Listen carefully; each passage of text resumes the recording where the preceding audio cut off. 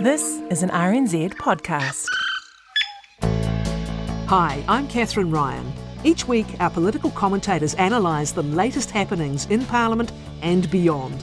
Listen live on 9 to noon each Monday, just after the 11 o'clock news, or right here on this podcast. Let's get into it.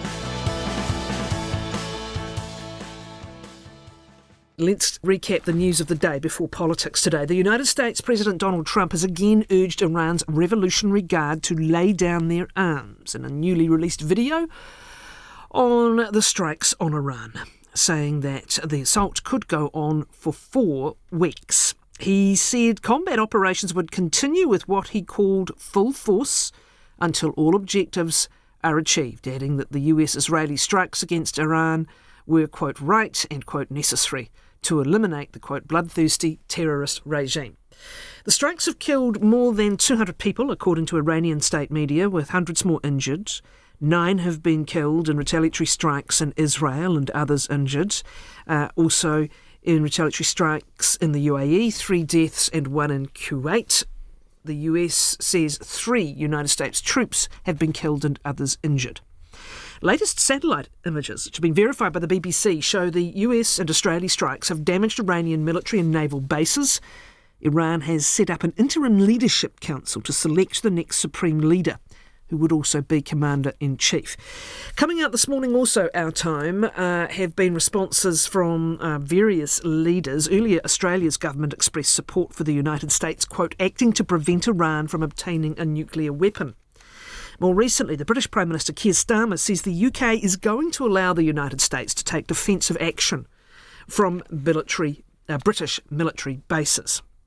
He said the UK had made the decision to prevent Iran firing missiles across the region and killing innocent civilians, putting British lives at risk and hitting countries that have not been involved. In New Zealand, as I mentioned earlier, the Foreign Affairs Minister responded to the strikes at the weekend, saying Iran has been a promoter of state-led terrorism for decades now. He says that is an explanation, but not an excuse for what occurred over the weekend. The Prime Minister this morning also was questioned on Morning Report about New Zealand's response. He told Morning Report the Iranian regime is an evil one and has been a destabilising force in the Middle East. But the Prime Minister would not be drawn whether the government fully supports the strikes by the United States and Israel against Tehran. Do we support the action? Well, Corin, that's what I've just said. You know, with that, the US and Israeli action has been designed to. But you're not telling us whether New Zealand supports it or not. Security. New Zealand has, for many, many decades, actually had a strong, long-held position and condemned the Iranian regime for a long period of time. So, you know, I appreciate all of that, and New Zealanders completely understand that. And as I say, many New Zealanders are horrified by the Iranian regime. But I don't understand why you're not explicitly saying one way or the other whether we support this specific action. We think the Iranian regime is evil. We think it's been repressing its own people. We think it's been arming proxies and terrorist organisations. We think its ballistic and nuclear program, after years of diplomacy, hasn't actually paid any fruits. And we understand fully why the Americans and the Israelis have actually undertaken the independent action that they've taken to make sure that Iran can't threaten international peace. I know. My position isn't that different from the Australian position or the Canadian position. But then why not say it? Well, essentially, we have said it. That is the Prime Minister speaking and being questioned on Morning Report this morning. Our political commentators are with us. Neil Jones, former Chief of Staff to the Labour leader Jacinda Ardern, before that Andrew Little, Director of the public affairs firm Capital, and with us also Tim Hurdle, former National Senior Advisor, Consultant and Director of several companies. Good morning to you both, gentlemen. Did we get a clear answer out of that? Is understanding something the same as supporting it? Should there be an explicit statement from the Prime Minister, Neil? Yes, I think we should expect an explicit statement from the Prime Minister about what New Zealand's position is. I thought that interview was hopeless and incompetent, frankly. Any competent media advisor, and the Prime Minister's media advisors are competent, would have said to him, the first question you will get is, do you support this or not? And you should be able to give a credible answer on that. He seemed to be entirely unprepared for that question. It reminded me of the interview with Mike Hosking he did about whether he would have sacked Andrew Bailey if he hadn't resigned, and he couldn't give an answer. I thought he was bizarrely hostile when Corrin pressed him on Helen Clark's position. And I thought he had quite a childlike analysis of the situation. I'd like our Prime Minister to be able to look at the situation where you have a country like New Zealand where the greatest threat we face is the breakdown of the international rules-based order, and I think our interest in protecting that from erosion. I think the fact that, yes, it is a very evil and oppressive regime in Iran. I think the complication that Trump and Netanyahu are hardly good faith actors. Just not that long ago, Trump was threatening to invade Greenland. Netanyahu's been involved in what has been called a genocide in Gaza. There is a lot going on here, and I think for him just to repeatedly say Iran is evil, yeah, we all know that, Luxon, but what's your actual position? I think we deserve better than that. Well, I think he's riding a very thin line between offending the administration and New Zealand's preservation and protection of the last vestiges, frankly, of the rules-based order. I think everything that the Trump administration's done is pretty much trashed that. There's no respect for the UN or international law left. But New Zealand, as a small country, is trying to hold on to that. I think he's trying to do what he can to say we want to keep that in place. But then, of course, the actions they've taken are against a pretty evil regime. So it's the old means versus the process, I suppose. So saying you understand why something's happened good enough. It's not actually that different from what the Foreign Affairs Minister said, which is Iran being a promoter of state-led terrorism, etc. It's an explanation, not an excuse. Now, saying it's not an excuse is tippy-toeing almost within a millimetre of criticising what's happened, right? Yeah, and I think that's where he's got caught, because then he went on in the interview to sort of say... This is what Peters said to me. Yeah, but later on in the Luxon interview, he sort of says, a position is not that different from Australia, at which point you should have probably just said, well, like, what the Australians think. I do. And he could have just Neil's repeated what the Australians had said. Yeah. But the problem with that would have been abandoning, New Zealand's decades of support for the rules-based order, whereas I think the Australians have always been a bit more practical and more sucked into the American system. So I guess this is the challenge he faces. I don't think it would have been a major rupture with the Trump administration if the Prime Minister had just said New Zealand supports a rules-based system, urges parties to follow international law, and encourages negotiations. I don't think that would have led to Trump, attacking New Zealand in any way. I think it would have been quite a reasonable and consistent and principled way to approach the issue.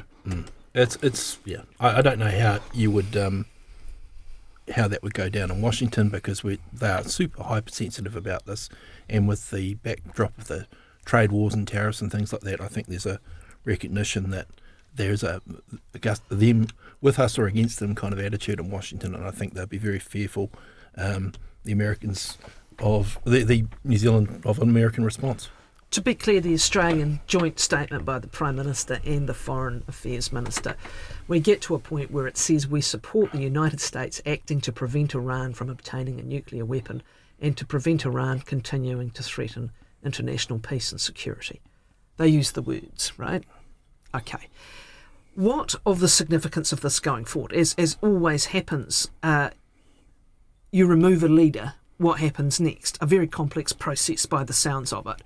And, just listening to Frank Gardner this morning, perhaps a surprisingly strong response already by Iran in several countries, UAE, Dubai, Bahrain, for example.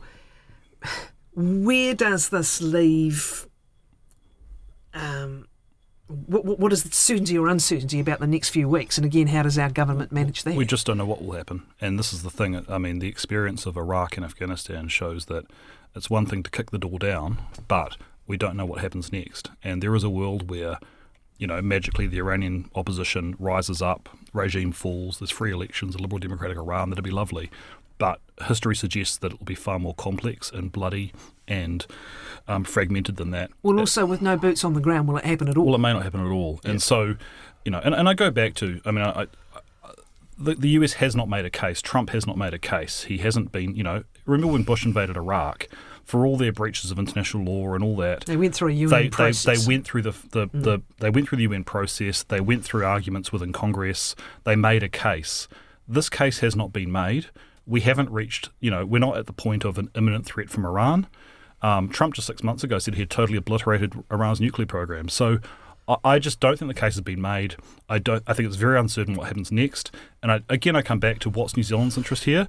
It's trying to do what we can to at least defend the international order. Other impacts. We've talked a lot this year about the incumbent government's challenges and everyone waiting for the green shoots, and would the economy turn round in time for an election? You've now already seen share market open down. There'll be concerns about people's KiwiSaver balances, which affects other decisions they may or may not make. I guess the other flow-on effect potentially, Tim, is where the trade routes already are impacted or slowed down, particularly the Strait of Hormuz. Are we going to have oil price inflation? This is exactly the international volatility that is always overshadowed. They're attempting a decapitation strike. They're trying to wipe out the top tier of the Iranian government and hoping that something comes through. He's saying something's got to come good, but any analysis of history, even a civil war, doesn't come over and get done in 2 weeks. So four weeks, by the sense of it. 4 weeks is the game plan. Yeah. But the impact has been muted so far because there was a degree of expectation from the market that this might happen. But the disruption to trade routes and particularly energy prices could be quite significant. And I think it also creates that situation where people tend to stay home and see what happens, and that in itself holds back investment, holds back trade, and people tend to retrench at a time when New Zealand's economy is really looking for some lift and some growth. I think, again, people are sort of being sent back and said, just hang on a bit longer. Okay. So, I mean, for the government coming into election, the election campaign, the last thing they want is a spike in inflation and a failure for all those green shoots to emerge. And so interest rates heading up because of the potential risk of that. Okay. Much to unfold. We don't know how it's going to unfold, and we are passengers to an extent, although your point is that the government does have to make a statement on its position, and it has been... Yeah, we've covered how that's gone so far and what the reaction's been. Let's look at some things happening at home. And we had some key social statistics out last week. Child poverty statistics have worsened. Crime stats, I think there's an argument that there's fewer violent crime victims, but we can always to and fro over these sorts of statistics. And some social housing statistics out as well. We talk a lot about cost of living, but what about these social impacts, not just for those directly impacted, but for others who are concerned about them? What did you make of last week's Well, I found results? I found the child poverty stats quite disturbing. There were 47,000 more kids in poverty, and that is a moral stain on our nation. And I mean, this is material poverty too. This isn't just some academic measure. This is people not being able to see a doctor or turn the heating on or get food reliably. And I think it just speaks to the broader challenges we've seen, which is that we have high cost of living. We've had pretty pathetic wage growth. We've had minimum wage that's struggled to keep up with inflation. We've had a lack of building of social housing. And we've seen more and more people thrown off benefits, and I think and not enough jobs. And so I think inevitably that means that at the bottom, that's where it's felt the hardest. And I think this should be one of those things that governments are judged on and make a priority. I mean, we have this. I find it hard that we have a situation where we have people with immense wealth in this country, and yet we have 1 in 7 kids living in material deprivation. I mean, I don't want to personalise it, but there's one National MP who owns 25 properties. They've given massive tax cuts to landlords, and they've overseen this. And I think it needs a sharp change of approach. Well, the statistics are reflecting how flat the economy is. It's just not growing. We've had basically flat GDP growth for quite some time, and we've had a rampant inflation, and we've had a cost of living crisis that's been ongoing for 5 or 6 years, and that's just reflected in the fact that people aren't getting more money in their pay packet, and everything's costing more to live. For the middle class, that means less nice to haves, but for those at the bottom end of the pile, it's just making it even harder to afford the basics in life. Is that a risk for National specifically, in that kind of soft vote that moves between National and Labour? Right now we're talking about Labour. We're going to talk in a moment. They're so low they're underground in terms of saying anything about anything at the moment as a strategy. Yeah. And is there a risk in the very vote where National maybe wanted to go head-to-head with swing voters when these sorts of statistics come out? Yeah, and that's the challenge they have, is their perception that they haven't done enough to address the problems. But I think most people in the ballot box are probably quite selfish, but in reality, they also are talking to their friends about how they feel and how their friends and their family are feeling. And when they start going backwards, that starts affecting their vote too. So it does have a wider impact. I remember when I was working for Labor in the lead up to the 2017 campaign, and one of the things that did turn people against National was the sense that social problems were getting out of control. Homelessness was a big one at the time, and that they had no answers to it, and people felt that they didn't like that. They didn't like that in their country, and I think that is a risk for them. It is, except they've also got the move on orders and stuff now, and how much is that just like genuinely concern for another human's position, and how much of it is also I wish they weren't outside the place I like to go and shop and feel safe. Look, I think most people would accept that if someone is behaving in an antisocial manner and is not in a healthy situation, they should be moved on from that. I think most people also know, though, if you're not moving them to actual care and support, then you're just moving the problem. I mean, we had the whole issue of people being in cars before we had the use of motels, right? And, this is my point again, that from a political strategy perspective, whether that is potentially a problem for National to see those statistics heading in the wrong way. Crime stats, again, you can argue to and fro, but would you say they have done better, if you like, in terms of this as an issue, and certainly in public perception? Yeah, look, I think I think a lot of the debate around soft versus tough on crime has been a caricature of what actually happened between Labor and National, but National certainly has done a good job of showing the public that they're serious about it, and they're prioritising it, and those stats have, gone the right way for them, so they can claim some credit. I think late for Labor, I think they need to be very careful come the election campaign. They don't try and differentiate on this. I think they just need to try and make this sort of neutralise this as a non-issue. They're helped by the fact that as people are less concerned about crime because the stats seem to be getting better. Yeah. It becomes less of a political issue. When you're in opposition and it's a problem, if you're taking a purely cynical political perspective. Yeah, so actually Labor probably just wants it to sort of die down as an issue. Can we talk about Labor's approach at the moment? And the leader again, the state of the nation, I'm sorry, but I can't pull a single pull quote out of it. And look, this is quite deliberate. When you're ahead, what's the old saying about not giving a sucker an even break? All right. How much longer can he continue like this, Tim? Well, I think they're trying to run, they call it the Ming vase strategy in the UK, and so you've got this beautiful object and you don't do anything to slip up and drop it because it'll cause a mess. And you let the other guy cause a problem. I think the problem with that is that's built for a different electoral system. I think in our electoral system, you've got so many points of view coming at you that people can shop around and choose. If you want something more extreme, you can go to the Greens. If you want something more moderate, you can go to National. You can go around. And I think the problem that Labor's going to have at the next election is talking about what they've got to offer. And they haven't set out any stalls or claimed any issues very well.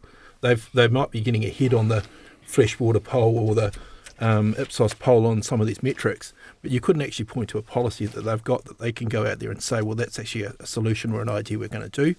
And I think when it comes to the ballot box, the public actually want to know. They don't go and read policy party manifestos or policy documents, but they need to know that there's an idea and a comprehensive idea that's been thought through that will have some sort of solution and will improve the lot of people. Look, I've had my own, from time to time, criticisms of what Chris Hipkins should or shouldn't have done, but to be fair to him, if you'd asked me at election time, where's Labor going to be at this point in the cycle, I'd have said probably in the mid-20s, probably on their third leader. He has done remarkably well to get them where they are. I agree with Tim. Sort of probably between the budget and the election, they're going to have to probably claim a few major issues and actually give people some hope that things can be better and different. Attention is the most important thing in politics today, and Labor hasn't really been getting attention. Quite often, the entire political debate in a story is between the members of the current governing coalition. But just going to the State of the Nation speech itself, I think in politics sometimes actually the most important thing is to explain to people, I care about the things you care about, which is affordability and things like, health and housing. And also to, as I think Lyndon Crosby calls it, scrape the barnacles off the boat, which is find the things that are blocking people from voting for you. And one of those things for Labor is delivery. And in the speech, Chris Hipkins was quite explicit about how Labor had not delivered enough in its previous term and how he'd learned his lessons. I think the challenge they had is when you do a vision speech, if you don't announce policy, people go, where's the policy? If you do announce policy, all they talk about is the policy, and you don't actually get it across. So it's a challenge. We're into March now, and I hear what you're saying, but given the fatigue of the country post the pandemic years, and he's still got that lurking around his shoulder as well, actually, amazing comeback for him personally from the situation he and the party were in, and also just the economic fatigue that's gone on. Then you've got these rising costs that are locked in. Who thinks their insurance is going to go down? Who thinks their rates are going to go down as part of the basket of goods? And the realisation, if it's taken long enough, that the costs of climate change as it's happening right now aren't going anywhere either. Are you going to get away with the feels and with identifying? Or are people looking for some really solid solutions? Well, I think he's got a big problem in that when he was Prime Minister, he had a policy bonfire. So he ruled out a whole heap of things that had been live, and now he's got to reach into the dust and pull out of the ashes some ideas and hope that these things are still credible. And there was a lot of things that he brings them back up will bring up memories of that previous government's failure on some of the issues, because inflation did hit 7%. Is Christopher Luxon the person to prosecute it? This is the other thing. They're both in the negatives, right, in terms of public polling on their personal opinion of him. And this will possibly be part of the story of this election campaign. Can Christopher Luxon prosecute the case against Hipkins? The polling we did in February showed that every politician has negative approval ratings. So Wayne Brown would say, I should shoot through the middle. Wayne's negative too. Says his former campaign manager. I had to tell him that. That's how good it is. That's the secret. But I do think that is a challenge for this election. Is there is an element of nobody likes any of them in the public mood is a challenge, and I don't know how Labor's going to come up with some solutions that look credible when the spotlight does come on them. Yeah, the other issue they've got, not quite clear. I thought I did read last week that there was, because it's post the People's Select Committee issuing its report on pay equity, that they have basically recommitted to it. Now, how do you fund it? I should declare I've done some work for various public sector unions on this issue in the past.